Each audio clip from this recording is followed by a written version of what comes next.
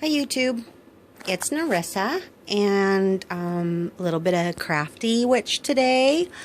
I've been working on something. I'm gonna try to make one of these for every Sabbath, or just trying to do more decorating items.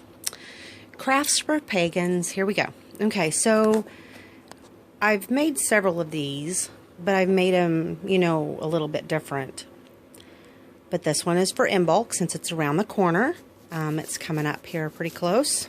And I wanted to decorate my house for Imbolc. And so what I've done is I've made a little banner. I have this big antique cabinet downstairs, and I hang these banners in front of that, and then I choose little items to put on my table and whatnot. But I wanted to get a little bit more into each one of the Sabbaths, so here we go. This is almost finished. I still want to make, I looked everywhere for paper. Here's the different types of paper. I looked everywhere for paper that had lambs on it, and no go. I couldn't find anything here in the city or at Hobby Lobby or Michael's. So, and it was hard to find candles. Little candles on the M. And, I'm saying and a lot. I'm sorry. It's kind of impromptu. So, but what I use is I bought this at a teacher supply store. And what they are is they come in a, you can see some of my work in here, messing with it. They're like pages, and they have these pop-out letters, numbers. They have higher case and lower case. So I use these. And then what I do is I have this heavy matte cardboard. You can kind of see how thick it is.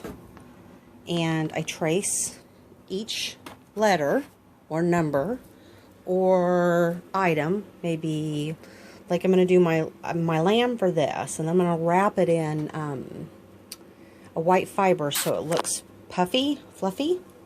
And then I'm also going to do a breed's cross out of the same material, but I'm going to put a different color paper on it. And then hang it on the edges of the twine, which is just a yarn. And then I go in and out, and I put little holes in them, so that you can kind of get an idea of the way they look. You can tell they're pretty good size. They're 5-inch in size.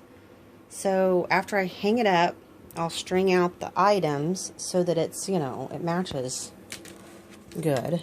But that kind of gives you a little idea of what craft I'm making. And so then, after I cut these out, which this is pretty thick, so it takes a little bit of muscle with your scissors, or when I do the inside pieces, I use a straight blade, or X-Acto knife is what some people call them, and I cut it out. And then what I do is I take my letter, after I got everything cut out of it, and I put Eileen's tacky glue on it, and I kind of brush it on with a paintbrush, not a paint on it, but just a paintbrush, and smooth it out real nice. And then I lay the paper on top of it, and I rub on it so that it doesn't get any bubbles.